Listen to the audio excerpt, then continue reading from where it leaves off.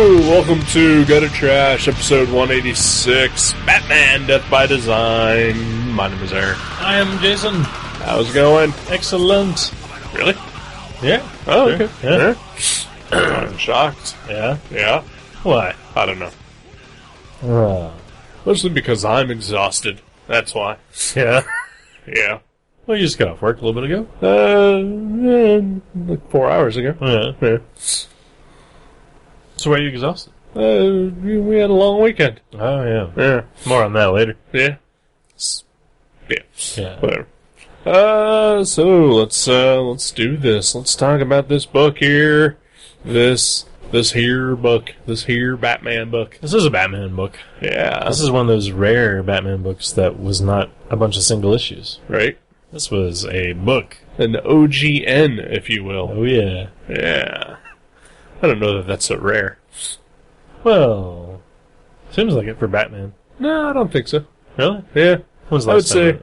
I would say he is the one character that probably has more single issue or graphic novels than any other character in the history of comic books. Pig Iron from Captain Carrot and the Zoo Crew. He's got like 48 of them. Batman has 49. Oh, that's right. Okay. Well, damn. Well, this one, it's brand new. That makes it 50. Oh. Well, happy anniversary, Batman. I still think Pig Iron's a better character, but Well, whatever. that's fine. I'm not going to argue with you about that. Well, why? How could you? Exactly. I will argue facts with you. Batman has more comics than Pig Iron. Right, okay. All right. Well, yeah. So yeah. Batman, Death by Design, written by Mr. Chip Kidd. Yep. With 2 Ds, if you're playing at home. Yeah, Playing Scrabble. You're not allowed to use that in Scrabble. What are you trying to do, cheat? they are. Yeah. Yeah. You cheaters. Fucking cheaters. Stop playing Scrabble and learn the fucking rules. Yeah. Yeah. If you're going to cheat, you should play the dating game. I don't know. This is going nowhere fast. Yeah. So yeah, Death by Design. Chip Kidd and Dave Taylor. Yes, Chip Kidd, notable designer, written a couple things. Mm-hmm. I think this is his first comic book he's written. As far as I know. Yeah. He's got 2 novels, maybe more. At least 2. He had The Believers and Cheese Monkey. Yeah.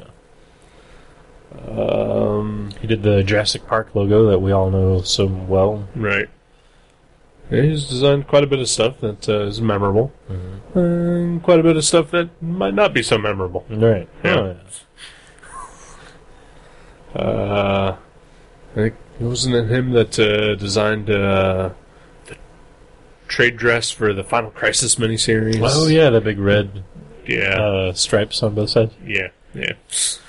Not so memorable. Yeah. I forget about that. Well, you remembered it, but I remember it because I did a better design and for fun on my spare time. right. So what I'm saying is I'm better than Chip Kidd. Obviously. Yeah.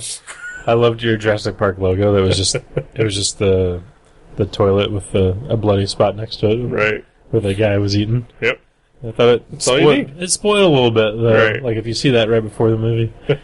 But as far as after the movie, maybe Right. better post-watch logo. It's the home video logo. Oh yeah. Because everyone saw it in theaters. Well, yeah, clearly. He, as far as I know, did not design the brand new DC logo that is ruining this cover. It's funny because I was thinking about that when I saw this cover. I was like, really? Like Chip Kidd couldn't convince him to let him do his own DC logo, Right. just for this cover, because it's all about the design. Right. It is kind of An eyesore. yeah, it really is, Yeah. because the cover is very old school looking, and it almost looks like a still from a a 40s movie or something. Right. And then there's this new horrible DC logo on the front. Yeah. Well, to be fair, that logo would be horrible on any cover, Oh yeah, as it proves week in and week out. but it just seems to Stand be out even particularly more. glaring on this one. Yeah. Yeah. All right, so let's get into this book. Dave Taylor is a fine artist. Mm-hmm. I know I've read at least one other book that he's done. I think he did like a World's Finest maxi series back in like the late 90s. Yeah. I enjoyed those. Yeah, actually, I didn't recognize his name when Batman Death by Design came out, but I recognized his style from that. Right. And I was buying that book solely because the art was so good. Right. Yeah, same here. And then I think he quit after a few issues, and I think I did too. No, I think he did most of them. Did he? Yeah, I think there's maybe one or two that were done by someone else, but I think he did all of them. Okay. Yeah, or at least the majority. Bulk. Yeah. Right. It's been years, and I got rid of those comics long ago, so, who knows? I know he did because I was actually flipping through my Batman comics recently to do a Batman drawing, and I was... Because you needed reference, because you have no idea what Batman looks like by memory. I was like, yeah, was he green? Like, I don't know. No, I just wanted to get like some sort of cool, iconic like cape design or something. Yeah. And there was Legends of the Dark Knight number 100. I think it had 2 or 3 stories. Okay, yeah, he did the first story in that. I did have that at one point in time as well. And it's interesting too because that story has like a very similar style to the way he drew Death by Design. Right. It's got like a kind of pencil-y, right, like sketch style. Actually, yeah, I think because in the back there's like a sketchbook and there's sort of a mini process of how he drew this thing, and like he went, blue pencil to graphite, and then some splashes of color here and there, right, digitally. No erasers, no ink pens. Yep. It's pretty awesome. It is pretty awesome. And I mean, it's got some flaws here and there, and like, just the drawings, but, overall, it doesn't look like anything else out there, right? Or, not in a while, anyway. And what pencil drawing doesn't have some flaws, right? Exactly. Yeah. And, that's the charm. It's pretty, it's kind of a ballsy move, actually. Right. Because I know there are a lot of artists out there now who don't use an inker, but they draw as if, it's going to be inked. It's just basically darkened. Digitally darkened. Right. And I think that brings out far more flaws than even anything in this book. Right.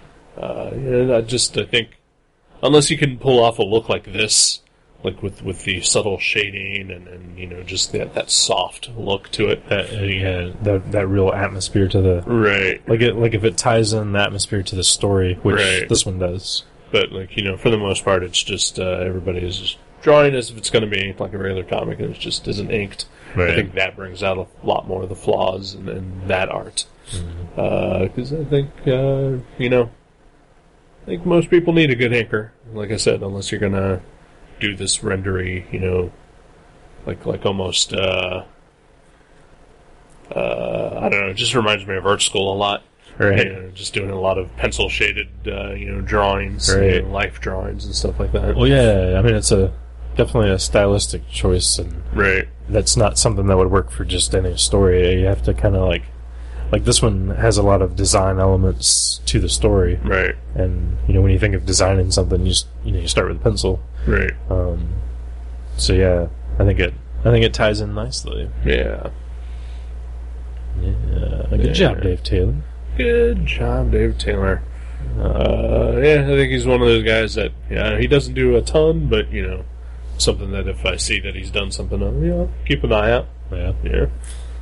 Of course, I don't know how many years it took him to do this thing. Yeah, I would imagine that it wasn't like a few months. Right, yeah.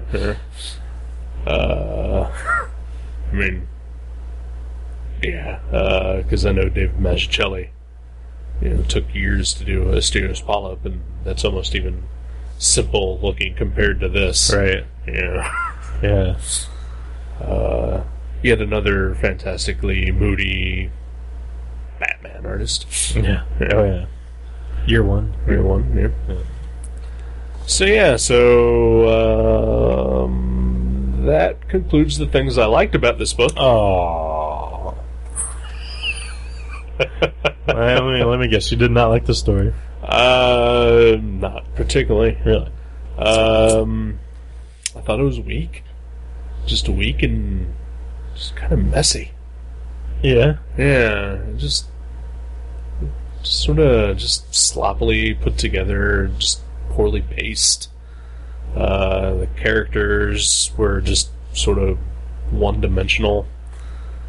I agree with a couple of those things that you said, actually. I thought the pacing was odd. Like, especially there was like a, I don't know, kind of a big break in the middle of the book after, one of the characters interacts with Batman for the first time. Right. And it just felt like an awkward pause, and then, like, I don't know. It felt like it needed to keep moving, and it just kind of stopped, and there's like this 2-page spread of Batman, like, it's some sort of separation between acts or something. Right. I thought it was kind of a weird spot. I don't know. Well, there's that, and then there's like time jumps. Right. Here's a thing that happens, and then all of a sudden let's have a double-page spread that's there as pretty much filler. And then the next page, we're going to jump back 5 minutes before the action that we just saw to figure out what that action was. There was kind of a funny time jump towards the very end, like a couple pages before the end of the book. I didn't find that funny. Really? No. Oh, I thought it was funny. Because if we're talking about the same thing anyway. When Bruce Wayne's talking about he'll be busy in a couple weeks. Right, yeah. I thought that part was funny. And then the next page shows, 2 weeks later, and the thing that, Bruce Wayne is obviously going to be doing. Right. I thought that ruined the joke. Oh. Huh. And then it immediately jumps back to that exact same conversation again. Right. Yeah. Well, I thought that was cool. It didn't need that little bit. That's I don't know. It just seems like somebody who was.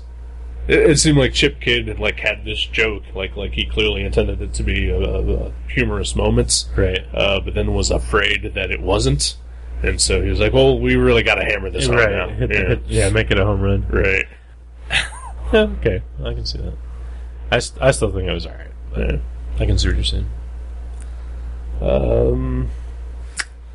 Yeah, and like I said, the characters weren't likable. They weren't very. There was not a lot to grasp onto. Yeah, even Bruce Wayne. It's kind of shallow. Yeah. Yeah. Yeah, it almost has like this tone where it tries to be a little campy and funny at times. Like there's a scene where Bruce Wayne first meets the female, lead, right? Sylvia or Sybil or something. Cyndia Sil, yeah. Which has a classic comic book dame alliteration to her name. Right, yeah. But there's a scene where they meet and you can see Bruce Wayne's thoughts, which that's not something you ever see. Right. Bruce Wayne's thoughts, and for good reason. Right. So it tried to get this campiness to it, which, I don't know. I think that's fine, but I don't think it needed that in spots. Right. At least in that spot, because I thought that was kind of an awkward scene there. I think I'd almost completely forgotten about that, and I think that also just sort of adds to the just uneven nature of this story. Right. He at times it's like he's trying to tell this thoughtful sort of like a tip of the hat to designers and architects. Right, yeah, like just like a love of building a city. At the same time as he is occasionally trying campy things, and then there's even just weird sci-fi-ish type things happening occasionally. Mm-hmm. Particularly when the other superhero character shows up. Exacto. Terrible name. But it's a reference to a design tool. Yeah, I know. I get it. I get it. That's another Hammer Home thing, I guess. Right, yeah. Yeah, it seems to go in a whole bunch of different directions, and it never really focuses on any of them. Mm-hmm. And I think that's kind of where the book fails the most. And, like, I remember reading through it and just really getting confused on one page and just like, wait, what? And I had to go back and reread the first page. And, right. Like, did I miss something? And then I went back and I didn't miss anything. It just didn't make any sense. Right. And the Joker is just sort of this random thing that shows up in this book that doesn't need to be in it at all. like none of the Joker scenes in this book I don't think really matter towards anything in it. Yeah, because yeah, okay, I will agree with that, because I like that the villains in the book are largely just regular humans. Right. Like, not like humans that have, built a crazy robot suit, but like just dudes doing their jobs, but they're evil bastards. Right. And I like that because I've always liked how Batman kind of goes back and forth between these garish, cartoonish, like Two-Face Joker type villains, and then then there's just like a good detective story, right, with like just normal dudes misbehaving in society. And this one, yeah, maybe it should have stuck with the normal dudes misbehaving in society and not put in the Joker, I think. Yeah, I think that's, to me, the book's biggest failing is just a lack of focus. Mm-hmm. Like he clearly had this story that he wanted to tell, but at the same time, it's almost like, well, this may be the only chance I get to write Batman, so I'm going to throw in everything that I can. Right. Well, yeah, let's tell the listener a little about this story then. Like, the actual, Right. Basically, there's the Wayne Central Station is this massive building in the center of Gotham. It's a train station. His father had it commissioned before he died. The building is basically falling to pieces. Bruce Wayne decides that a new one needs to be built because the old one is basically just an eyesore at this point. Right.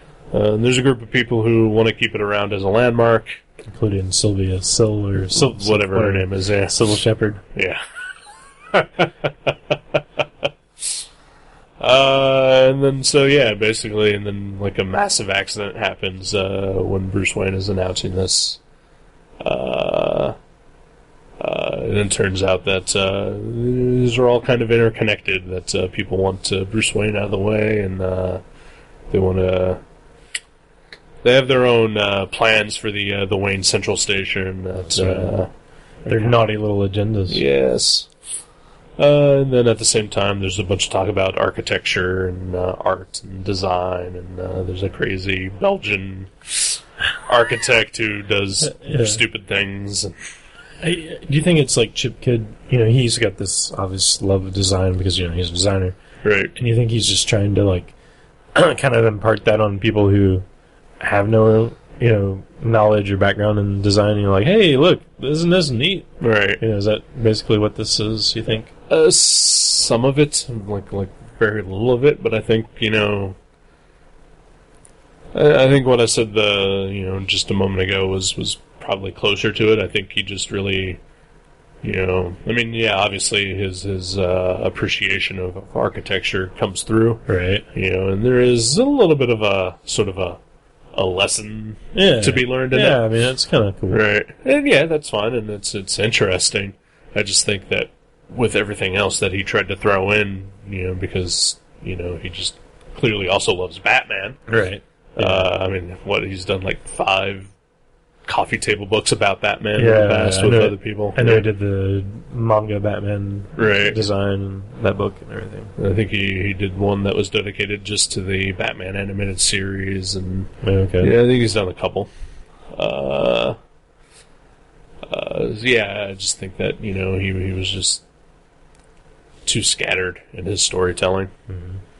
Yeah, that makes sense. And I don't think he's a bad writer, because I never really finished it. I did read like at least a fourth of Cheese Monkeys, and I liked what I read. I thought it was great. Yeah. I just think he was just trying to cram too much into this, and just sort of lost the plot a little bit. Yeah, it's not a super long story. I don't think there's a... Oh, yeah, there's a page count. It's like just over 100 pages. Right.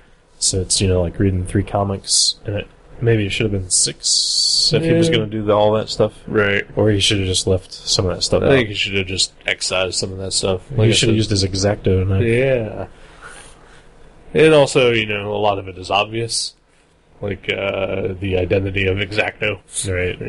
Well, yeah, I kept waiting for, spoiler here, a red herring. Right. But it's the guy that you think it is the whole time. Yeah. Who only gets introduced the page before it's revealed who he is. Yeah. Is it the page before? Pretty much. Oh, okay. Yeah. Because I remember thinking, like, I wonder if it's that guy. Right. And like, it can't be that guy, because that's who I obviously am led to believe it's that guy. Oh, it is that guy. Yep. So, yeah, I guess the mystery isn't really a mystery. Right. Yeah, I wasn't thrilled with this, and I really wanted to like it. I really did. I do think the art was a saving grace. Like, oh yeah, I completely enjoyed this book, and I think the story was good enough to keep me interested the entire time. But especially because I really love stuff that's set like not all the time, but I love an occasional Batman story that's set when he's first starting out. Right. Like he's still figuring out some of his weapons and this. And, yeah, those are really cool scenes. Yeah, I love that stuff. Like, I think the opening of the book is him testing out his new grappling hook. Right. And A, it looks awesome. And B, it doesn't work. Exactly. Which is kind of like this book. Right. Yeah. But I do think the art was so good that it's definitely worth reading if you dig Batman, and even if the story isn't in your top 20 favorite Batman comics ever, which it clearly isn't in either of ours. I would say wait for it to come out in paperback. Yeah, the hardcover here has a cover price of 25 bones. Yeah, wait until it's buy it used even. Yeah. Or maybe someday you can rent a comic from a comic book shop. That's crazy. That's future talk. Yeah. I challenge you to tell me where that would happen. I don't know. It hasn't happened yet, as far as I know. Or you could buy this for 25% off at fucking never mind. Don't get it. Just buy a pack of Avacyn Restored and hope to get Tibia, the horned fantasy god of planeswalkers or whatever. Jaded. Oh, poor guy. No, I'm fine. All right. Maybe get it from your London library. Yeah. Yeah. There you go. If it would ever be in there. Yeah. Yeah, Order it from your library. Yeah, you can do that. Yeah. Did you know that, folks? You can do that. Fuck yeah, you can. I've done that. Yeah. They get it for me, too. Yeah. Weird stuff, too. Yeah. They don't care. Yeah, I don't think this is one to own, but it's one to experience. Yeah, I was, planning on returning this to Yon Mavericks and trading it for something different. Our next pick? Actually, I think I already own my next few picks unless something really awesome comes out in the next month or so. It was, like everything, it was just, I'm more upset about being disappointed than I am, the actual thing, but, I was just really disappointed with it. Yeah. Could have been better, but it was darn pretty. It was very pretty. I can't gush about the art enough. Mm-hmm. There are just some amazing pages in there and amazing panels. There's an awesome, kind of, that iconic image that's on the Batman animated series, right before the cartoon starts, where he pulls the cape over his eyes, vampire style. Yeah, halfway into the book, there's a shot like that, and it just looks amazing with that pencil rendering. Right. So yeah, it's worth picking up and flipping through, if nothing else. Right. Yeah, unfortunately, I don't think I have much else to say about this book. No, I mean, All right. Want to go for a breaky poo? Let's do it. Okay.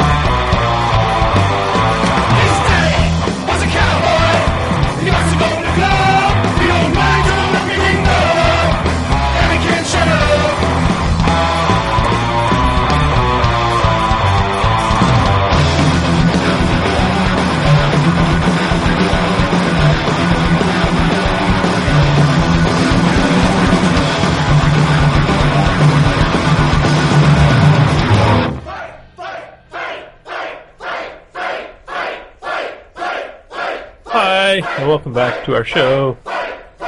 This one? Yep, this is the one. This is Yay. the show we do. Yay. You seem excited. I'm super excited. You're just excited because you're back in beautiful Dayton, Ohio. Oh my god, let me tell The you. Gem City. They call it that because it sparkles. Why do they call it the Gem City? Was there like a lot of diamond mining here in the... I doubt it. No? Yeah. Yeah. Maybe cubic zirconium. Or maybe just crystal meth. Oh, that's what it is. Yeah. Yeah, the meth city just, sort of kind of shoot away the few fledgling tourists that wanted to still see the air show, so they just changed it back to Gem City. Yeah. What a town we live in. It has a population. It certainly does. You can't deny that. Cannot deny it. People live here. There are many, many people. We got restaurants. Well, there are restaurants, Like- shopping. Oh yeah, there's department stores. Yeah, yeah. Oh, that's about it. There's Yeah. a pub at golf. Yeah. There's entertainment. Oh yeah, Of sorts. yeah. You Yeah. can see the sky sometimes. Sometimes. Like yeah. during the day, mostly. Yeah. There's us. Yeah, we're here. Yeah. All right, Dave. Yeah, Dayton. Gem City. We may be a little harsh on Yeah. that. As we just spent the weekend in an awesome city. It's a real city. It's an actual city. One might say it's kind of a cultural hub. Oh yeah, I would say that. Yeah, we are not in a cultural hub. Mm-mm. We're in a cultural hole, maybe. Sinkhole. That's a magic card. Yeah. It's worth like $30. Trade them into Mavericks. You could trade one in for Death by Design, probably. Yeah. If you about even trade, yeah. So yeah, we went to Chicago. Yeah, we did. This is I think we've been there every year since we've been doing this show. Yep. Yeah. And why not? Because it's awesome. That's why. Yeah. Not. Yep. What? What? But we went for a completely different reason than we've ever went. Not really. Exactly. Yeah. Well, I mean, the specific event we went to was the first time event. Right. So, Well, we, actually, all of our trips, well, not all, but most of our trips have been, about a significant first. oh yeah. Yeah. The very first time that we went was for the very first, annual, Windy City Comic Con. Oh yeah. Back in, 2008. That's right. Have they done 4 of those? No. They have not. Okay. They've done 2, and we went to both. Yeah. Yeah. I was thinking, that doesn't seem like I remember going to more than a couple of them. Yeah. There's only been the 2. Oh, that's Yeah. too bad. So that second year we went was not a first for anything, but it was fun nonetheless. Oh yeah. And then the third year we went last January. That was the very first on the road, Never Not Funny recording live in front of an audience. Yeah. We went to that. That was awesome. That was awesome. Yeah. Then this year was the very first Cake Expo. Yeah. Yeah. Comics and Cornhole Entertainment. Yep. Yeah. I forget what it stands for, but it's something like that. It is the Chicago Alternative Comics Expo. That's the one. Cake. Wait a minute, comics is spelled with a C. Uh-huh. Okay. Isn't it cachet then? Or something? Should be. Or case. Case. Yeah. Yeah. Cake sounds more appealing though. Yeah, well, if you're going to call it cake, which is fine, you can spell comics with a K. Yeah, which is also acceptable. People understand that. People, can get behind that. You could even put an X on the end. Oh, yeah. Yeah. Yep. In fact, it's encouraged if you're going to fuck up the C, you might as well True. fuck Yep. up the S too. Go whole hog on it. Yeah. Yeah. But instead, they they're hurting my brain by doing it the way they did. They're crazy. Yeah. Yeah. They have an acronym that doesn't spell. Yep. Doesn't spell the words that they're included in the acronym. It's a conundrum. Yeah. So this was a terrible show because of that, and we're never going back. That's right. Until you learn how to spell Chicago. Okay, so all we have is an Arby's and a generic second-rate putt-putt golf course, but at least we know how to spell here in Dayton. We can spell gym. Yep.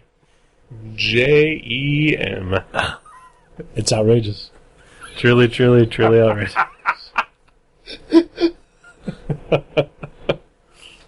So yeah, Chicago. We did it again. Yeah. Although, I figured, I did the math, and I think we were only awake there like 20 hours. Yeah. That kind of sucked. We should have stayed there like 2 more days. We should have, yeah. We usually go for more than what we went this time. Yeah. But financial situation sort of Yeah, me too. limited our time there. Yeah. Yeah. Yep. It was a good weekend, though. we left Friday night late. We didn't get there until like 2 in the morning our time, 1 in the morning Chicago time. Right. And then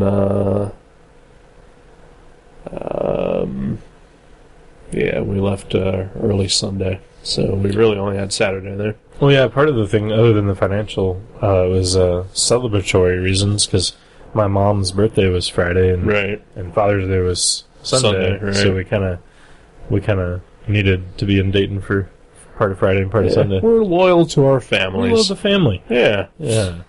You don't get this high in the Yakuza without being loyal to the family. That and the gnarly back tattoos. Oh, yeah, they're great. Yeah. Yeah. Mine's the cover to Poison's Open Up and Say uncensored. That's right, the whole tongue's there. Nice. Yeah. I have the fold out from Frankenchrist. Oh, nice. Yeah.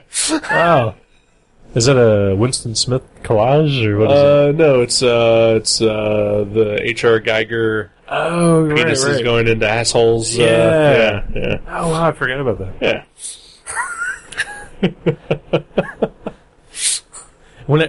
Usually when I see your shirt off and I see penises going into assholes, I forget that it's actually a tattoo. I just think it's me having a great time.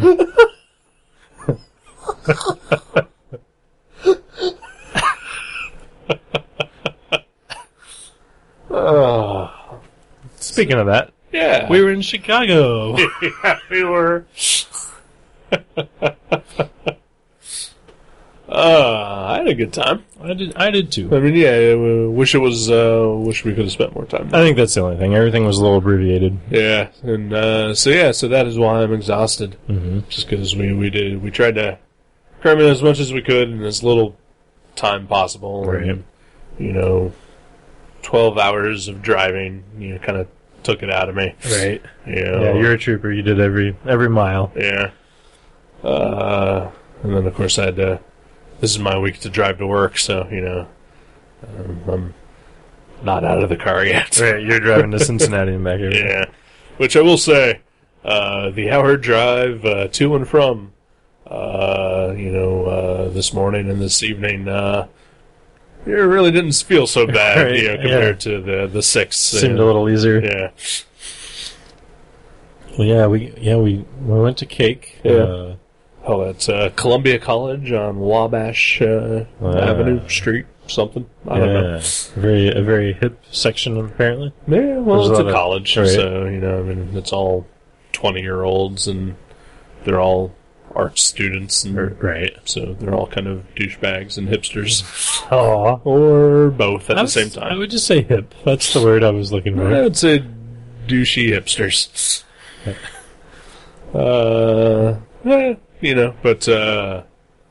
There was a big reason you wanted to go. Yep.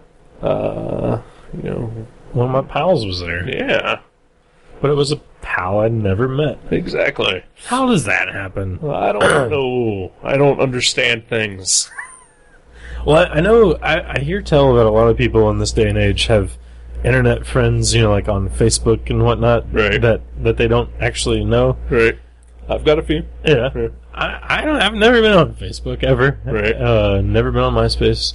But for some reason I have an internet/postal service friend that I had never met, Mrs. Carrie McNinch. Mrs.?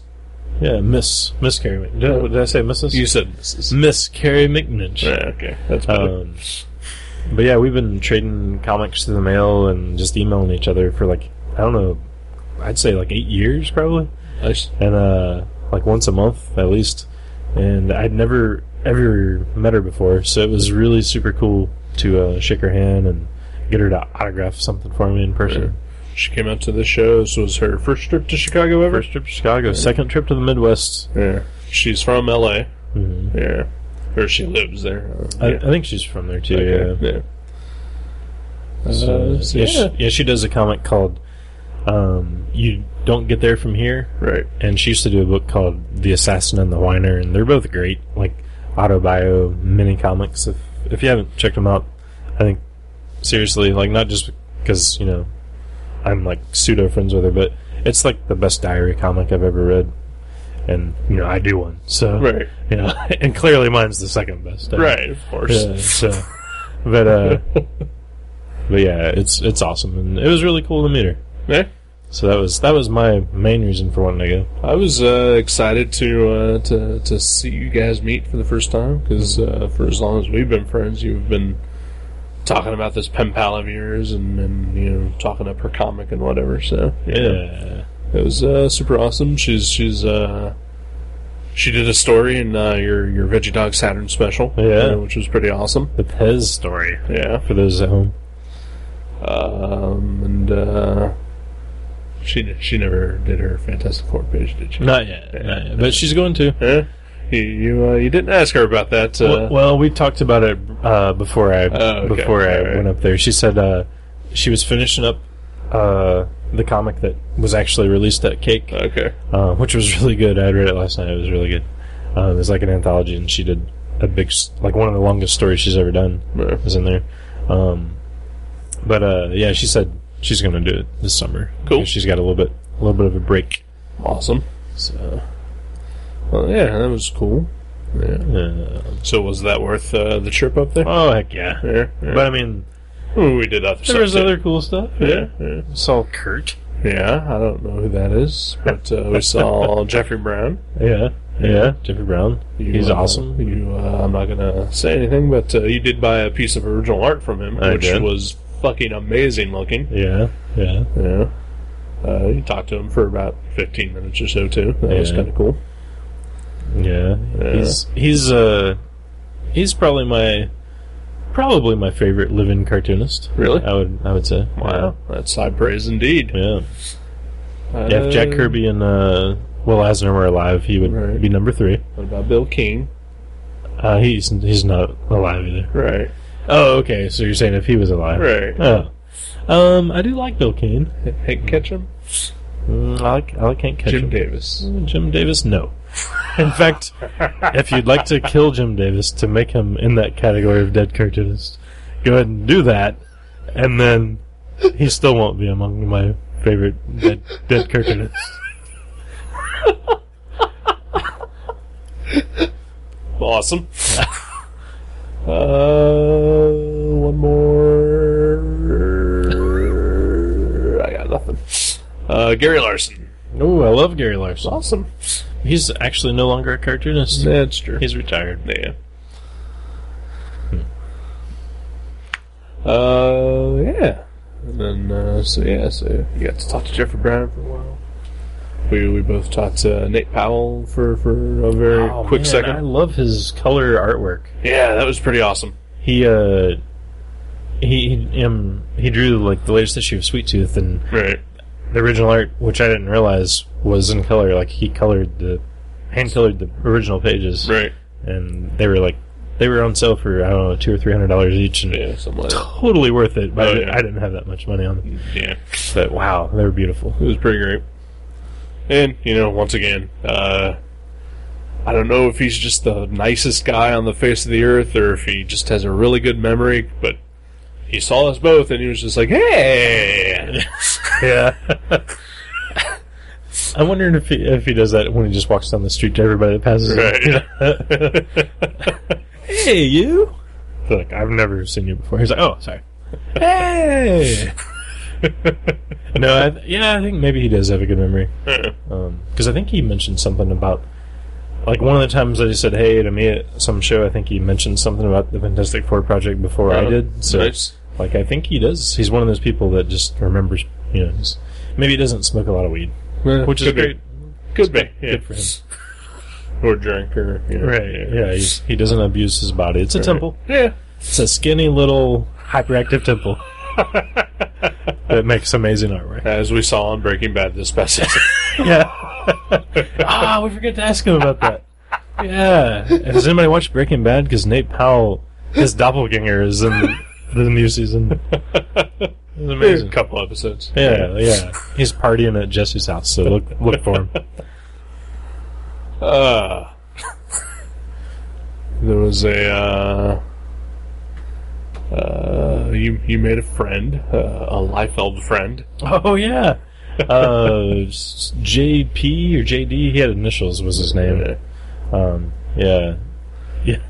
We found the guy who likes Liefeld for the same reason. Yeah. I mean, it's like a very specific, like, middle path reason. Like, I don't hate him so much that I love to make fun of him, Right. and I don't legitimately love him so much that I think he's amazing. Right. It's like a little bit of both of those. Right. And he had the same exact, like, recipe of Liefeld love. Of course, we found this out because he was currently flipping through a copy of Rub the Blood, Oh. which is a comic that we had mentioned on here during the space episodes. Yeah, when he was flipping through it, did the pages fall right out? They did not. They did not. They did not fall Wow, right out. lucky for him, because Yeah. usually they do. Usually they do. Right. But maybe he was just holding them, all at the same time so that they wouldn't He had a fall good out. grip, yeah. Right. Okay. I mean, that can be rough because it is newsprint, so, like if your Yeah. hands get sweaty, that could ruin the paper. Yeah, I don't think that was it, because he seemed to be kind of like, Just kind of flipping through them casually. Yeah, one-handed sometimes. Right. Huh. Maybe you don't think those pages were stapled together, do you? Like across the spine? What? Like. But that's not how the creators intended that book to be. Well, then that couldn't have been that. Then. He must have just been really good at what he was.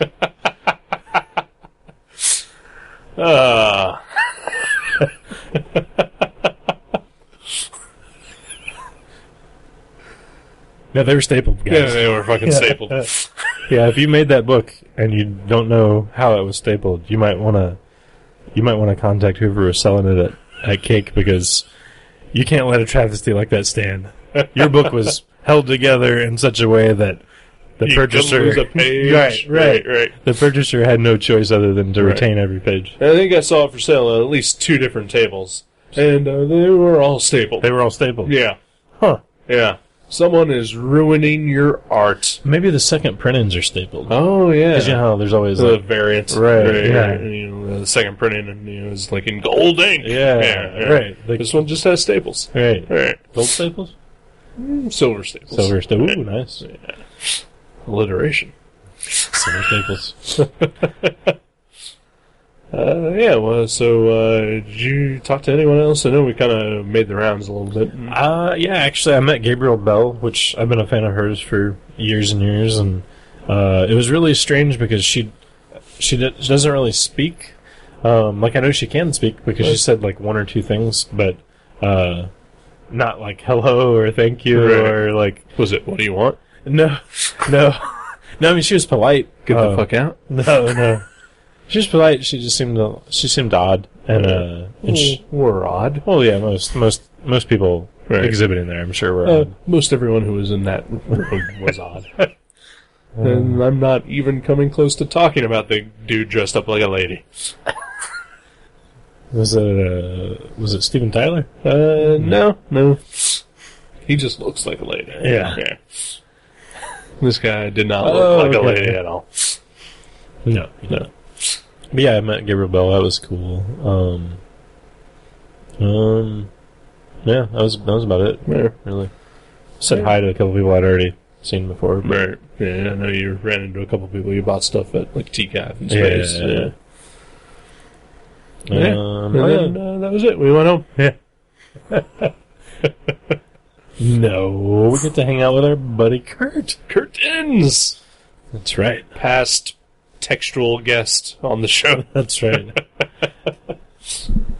Yeah, that was awesome. He was exhibiting there at Cake. Mm-hmm. I almost wanted to say Space. Yeah. Which is ironic because he didn't have any. Yeah, he did not have any cake. Cake. He was not eating no cake. Or Space. Or Space. Yeah. Yeah, that was a tiny little section Of a table that he had. Yeah, I mean, first of all, the tables seemed like they were maybe 3 feet. Right. You know, it was like a air quotes table because every actual table was 2 tables, I think. Right. And then the space behind the table, from like your table to your wall, seemed like at the most 3 feet. Right. I mean, that was crowded. And there was like 50 tables all lined up in a row. Yeah. So there was like no way to get in or out. Oh my god, can you imagine like every time someone needed to pee? Right. Do they crawl under the tables? I saw a few people crawl under tables. Okay. Yeah.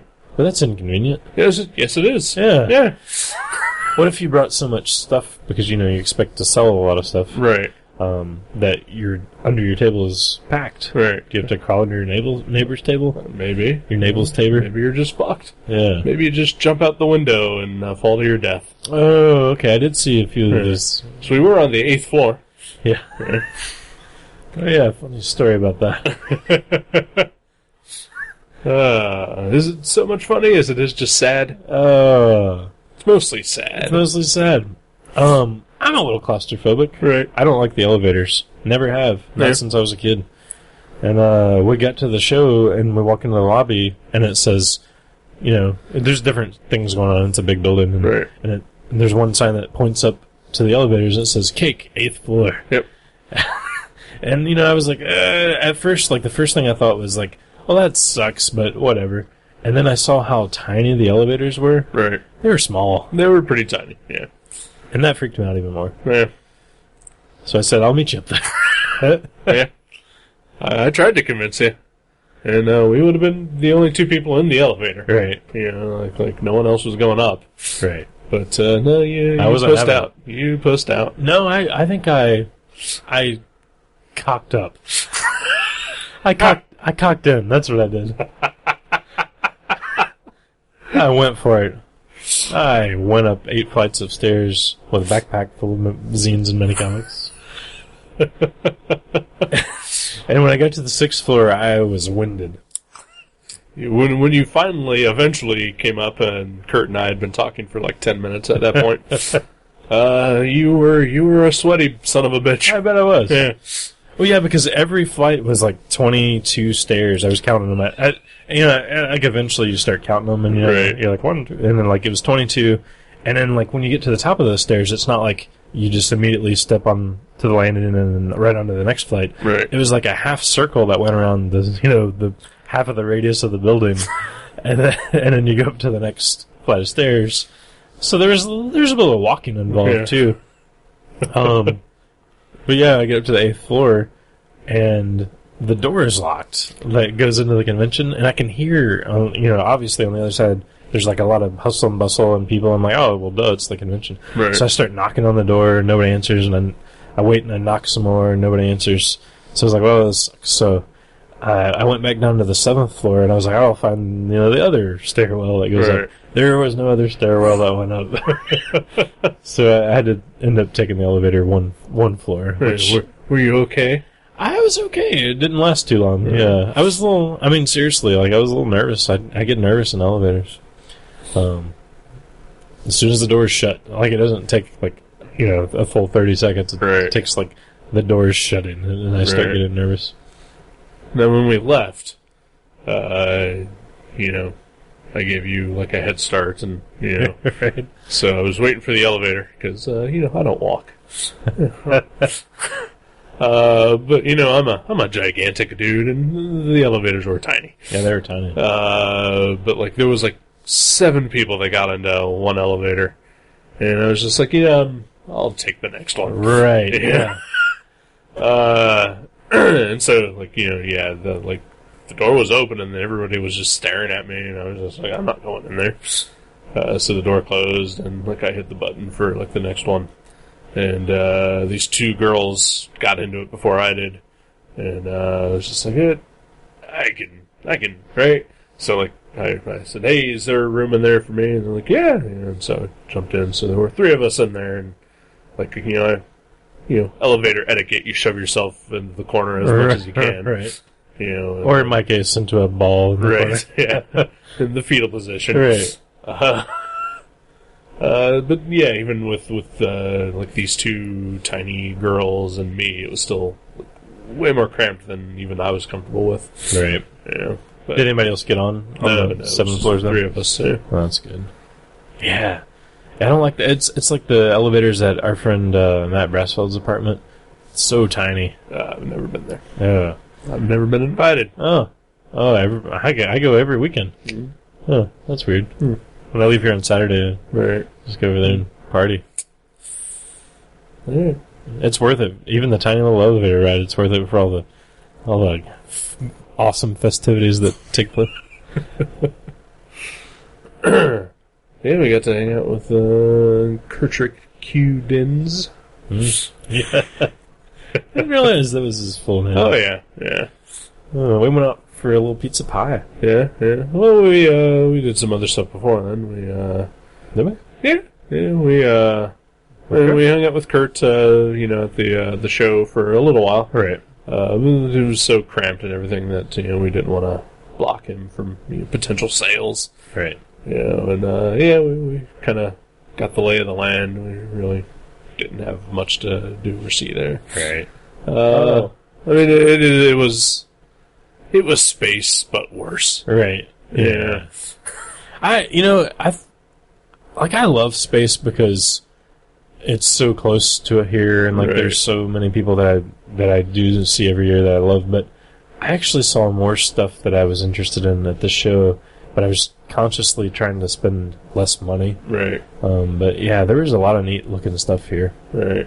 Well, I wasn't talking about the product. I was talking about the people. Oh, okay. The people were worse here What than at space. were they worse? Because at space, I think there's a diverse crowd. Yeah. I mean, it is all indie comics, and there are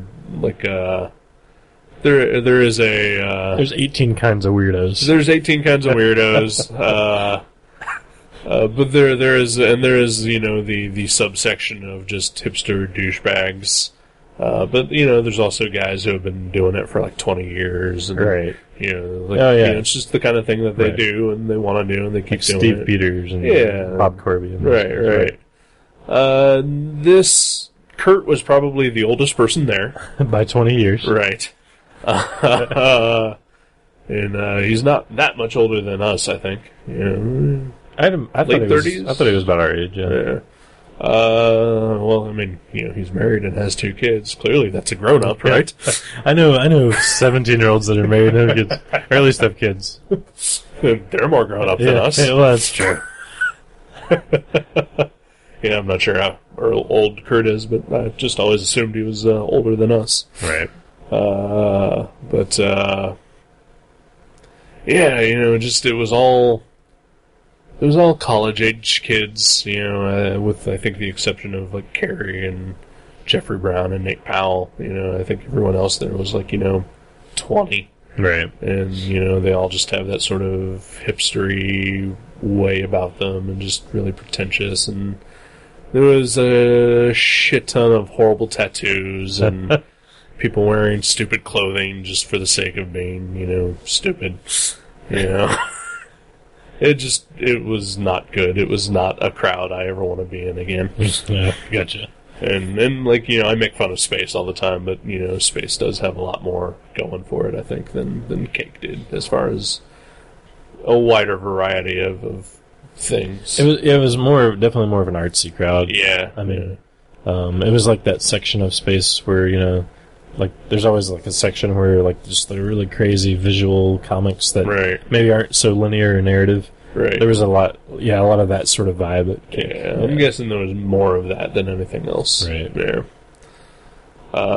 So yeah, I mean, it was you know, I mean, it was certainly impressive that they put it together, but I would be fine if we did not go next year. Right. Yeah. But yeah, then so we left and we just kind of tooled around Chicago for a couple hours, Mm-hmm. and we eventually found a real comic place Yeah. with actual comic books, Yeah. like a Superman and a Batman, you know, and a Daredevil and a Spider-Man. I saw some New Warriors. Yeah, some New Warriors. Yeah. There was probably some Youngblood there, maybe. I didn't see any, but I bet they were there. Yeah, I think they were. Mm-hmm. Definitely saw some Bloodstrikes. Oh yeah. Yeah. Wow. Talking real comic Yeah. books.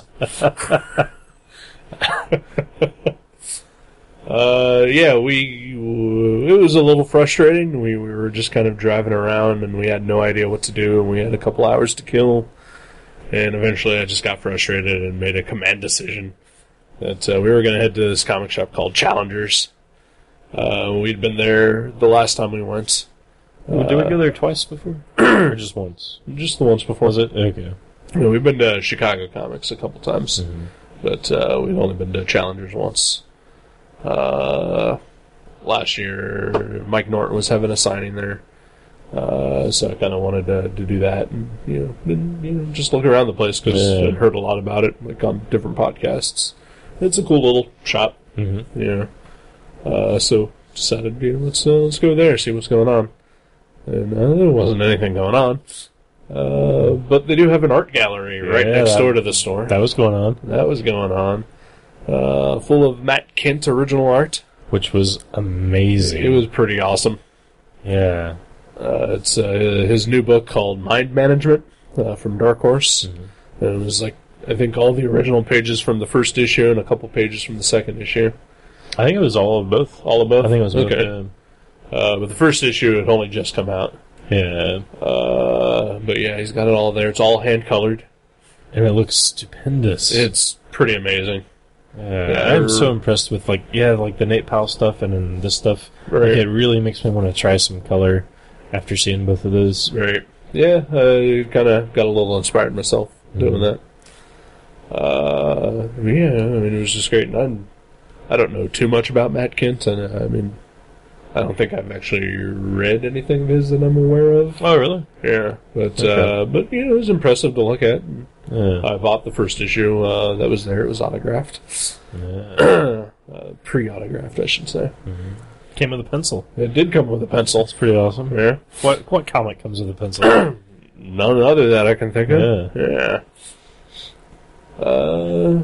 And they bought some zines from me, which was cool. That's cool. And Your new mini comics fanzine. Yeah. Minnie Mouse. Yeah. And which was awesome. He even complimented me and thanked me for having a cover price printed on it. Oh wow. Like, it's something that I actually bitch about in Minnie Mouths. Right. That nobody ever puts cover prices, and like in some of the books I reviewed in Minnie Mouths, I was like, I was gonna mention the cover price, but it's not on the book, so I'll do a little research. And I go to their website, and it just says that they have it for sale, but there's no price. And I'm like, Right. it's almost like a lot of mini comics people make it super hard for anyone to buy their books. I'm guessing, and this is just me, rambling here.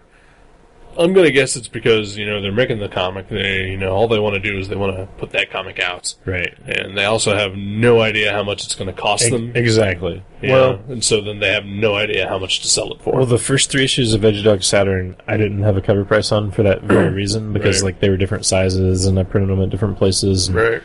And I also think some people do that because I know from experience, if you try to sell your books to comic shops, they have different places have different amounts that they pay. Some 40%, some 50, 60%. Right. So it's like I think some people try to beat that system by going, the cover price is $8.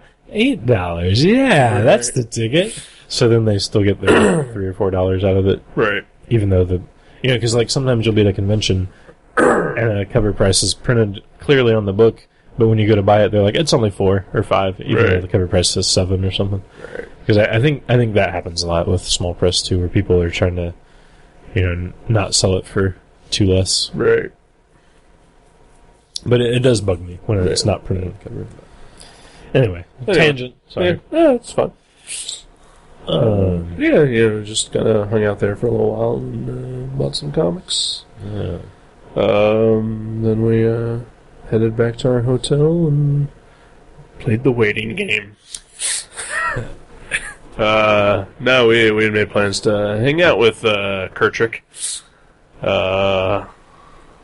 Since he doesn't live actually too far from where we were staying.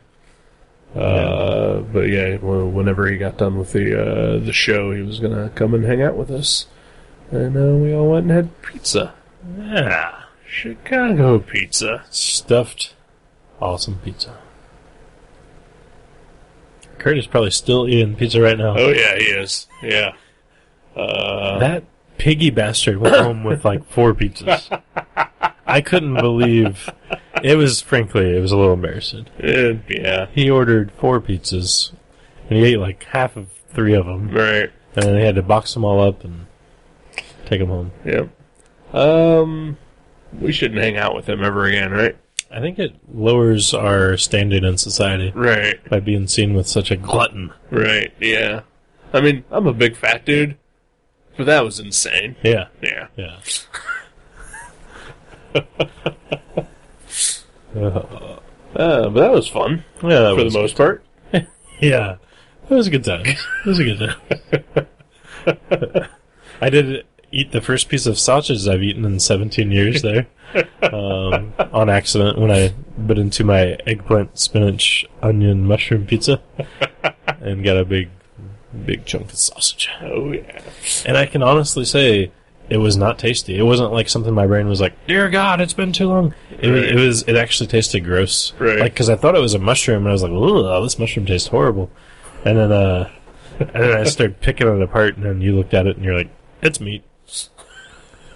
Yep. Yeah. They fucked up your pizza. They fucked it up. Yeah. And these pizzas, this isn't like a Papa John's operation. Right. They don't have that shit ready in 10 minutes. Yeah. It takes like 40 minutes to cook that pizza. And you had to get a whole another pizza. Yeah. So I sat there and watched you guys eat. Yep. And I continued to drink the world's best beer, Miller Genuine Draft. It was the best beer they had on their menu. Yeah. But yeah, no, that was fine. I had a good time. I mean, we got to talk about comics. Yeah. Like, I wasn't starving, so it was fine. Yeah, it was all good. But yeah, we were there well past closing. Yeah. Not our fault, though. Not our fault. Yeah, not at all.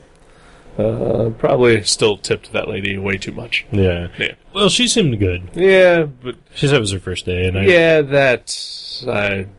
not a fan of that. Yeah. Because that is borderline complaining. Like, it's not my fault. Right, yeah. She's like, well, it's my first day. It's like Randall from Clerks. I'm not even supposed to be here. Yeah, when she said that, we should have been like, well, it's also your last day. Yeah. Because I actually own Sorrento's. Welcome to Undercover Boss. You're fired!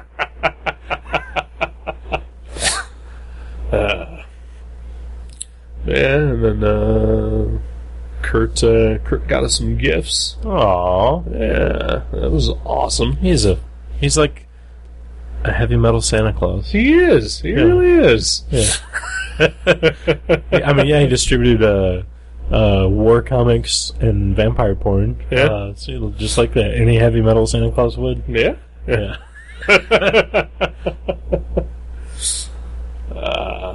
So yeah, I got a shit ton of new reading material to add to my pile of things I haven't read yet. Yeah, mine's not exactly going to be on the top of my stack, but it is in my stack. Oh yeah, yeah. I got a couple other things I'm more excited to read, right. But I will read all of these. I will read all of mine as well. Yeah. So thank you, Kurt. Yeah. Thanks, Santa. Super awesome. Yeah, thank you, Metal Santa. Thanks, Krampus.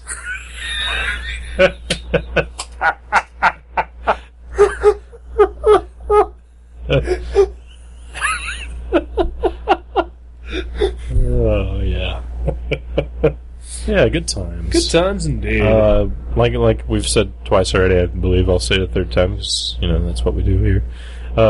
Repeat. It would have been awesome if we would have had... like an extra day at least. Yeah, like we could have went up early Friday and stayed all day Sunday. Right. But, maybe next time. Yeah. Well, like I said, we could have stayed later on Sunday, but, I did want to get home to have Father's Day with my dad. Yeah. Which I damn near fell asleep during dinner. Where'd you guys go?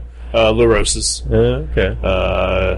Because free calzones for fathers on Father's Day. Wow, nice. They had something like that at I forget where my cousin lives with my mom. She said she took him somewhere. I forget where it was, but he got a free meal too. Five Guys or Applebee's or I don't know. Yeah. Those are all places. Yeah. Wiener Schnitzel Hut. Yeah. Could have been. Sunday we left, but before we did, we had breakfast with my aunt and uncle, which was awesome. They're always awesome. Yeah. Yeah, we talked about that. They have more energy than, or at least your aunt does, of someone half her age. Yeah. It's impressive. More energy than you and me combined. Oh, yeah. And your uncle. And, he's never really been energetic. Right. Well, it's because he's always watching her, and he's just like, how the hell do you do it? It makes him look even less energetic. Right, yeah. But yeah, that was fun. And then the 6-hour drive back. Yeah. Because I do have the story to tell about what happened to my phone. Oh, yeah. That's I was having problems with my phone the entire weekend. Just somehow the time zone just really confused it. Right. So my smartphone was kind of dumb for a few days. But like Saturday night, like like the old men we are, we went to bed before midnight. And so like in the middle of the night, I went That's before midnight, was it? Yeah, it was. Was it really? Oh, yeah. Wow. It was like 11:50. Yeah. Oh. Well, we were pushing midnight. Okay. Yeah. I will tell you this. While we were in Chicago, my brother and his daughter came down to Dayton to spend Father's Day with my dad. And my dad was up till 1 a.m. while we were in bed in Chicago. But that's 1 a.m. Dayton time. Yeah, so it's at the same time. My dad goes to bed at 9.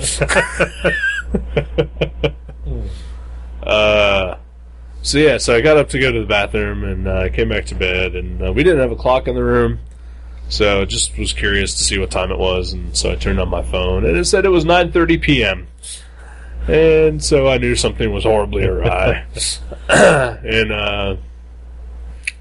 I sat there for a while trying to figure out what I was going to do, because I didn't really feel like stumbling out into the lobby to find out what time it was. Right.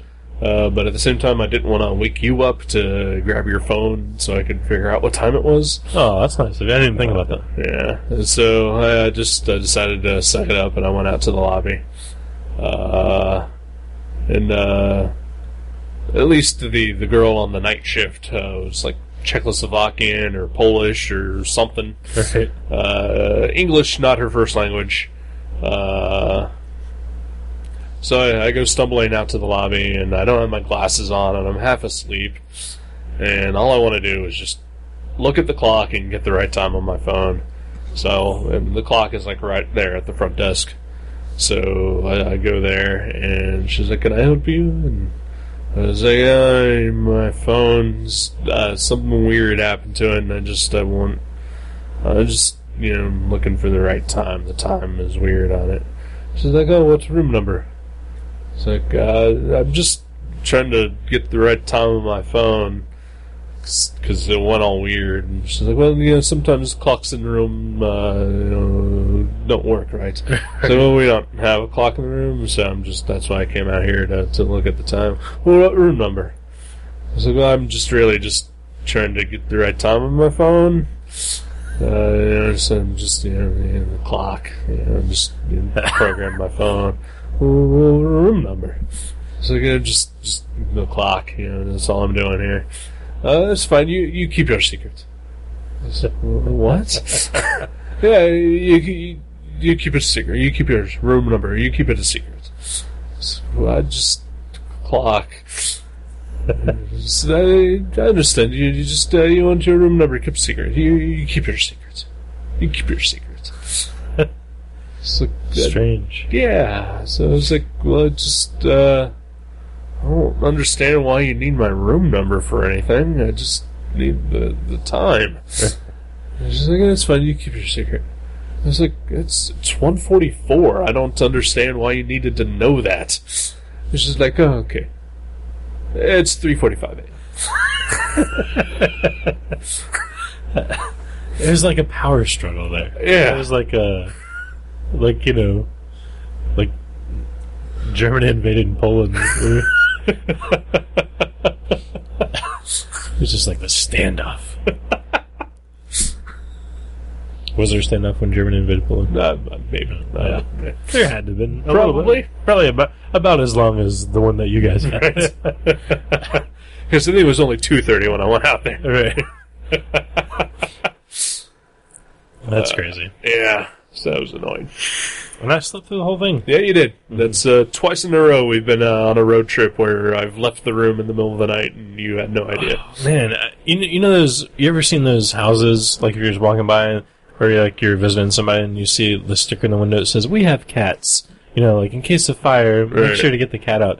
I should always carry like a sticker with me that says like, "I sleep really soundly. Please wake me up in case of fire." Like wherever I'm spending the night. Right.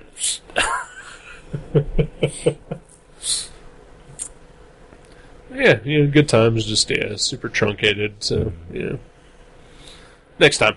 That's right. Yeah. Next time, Chicago, we're burning you down. Fuck yeah, we'll hang out with Kirk Dens a little bit more, or maybe he doesn't even want to hang out with us that much. Maybe that was the exact perfect amount of time for him to hang out with us. He was like, this is over. Yeah, I have 17 pizzas. I've given them comics to satiate them. Yeah. Yeah, this should entertain them in my absence. This will distract them while I run out the door. That makes sense. Good move, Mr. Dins. So yeah, and so here we are back in sunny old Dayton, Ohio. Yep. Home of the Gym City. Yep. That's alright. We got comics and movies to distract us from the horrible existence that is our lives. It's true. Yeah. That is true. In fact, I should pick a movie now. Alright.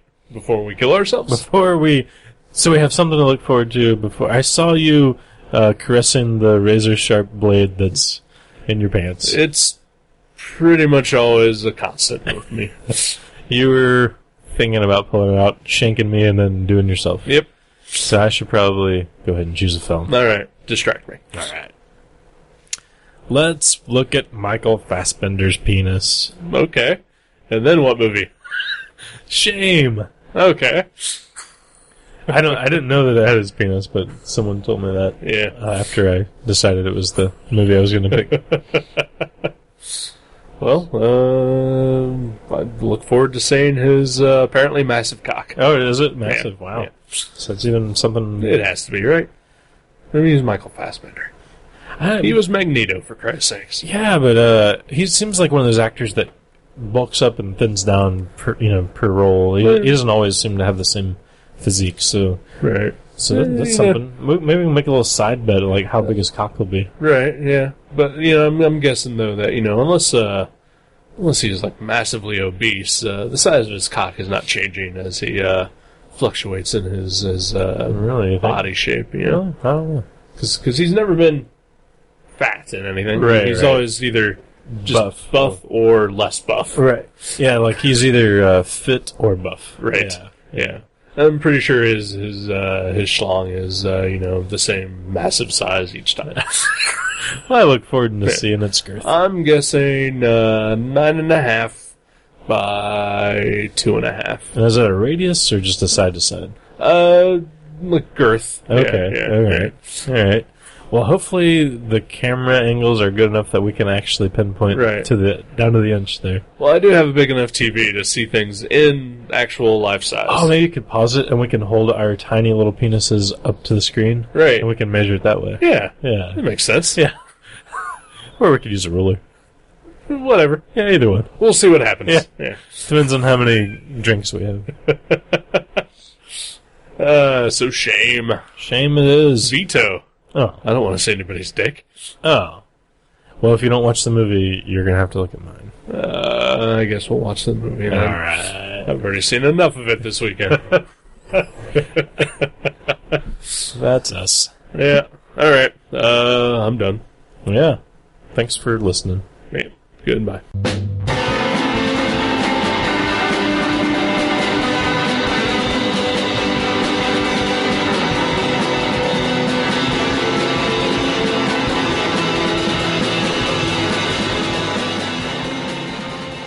You can subscribe to Gutter Trash at iTunes or directly at guttertrash.net. If you go to iTunes, please leave us a review. You can email us at eric@guttertrash.net or jason@guttertrash.net. For more info, you can find us on Facebook, or you can go to seanborn.net or buyerbeware.guttertrash.net. Listen to our sister podcast, League Night, at league.guttertrash.net. Thank you for listening. Until next time.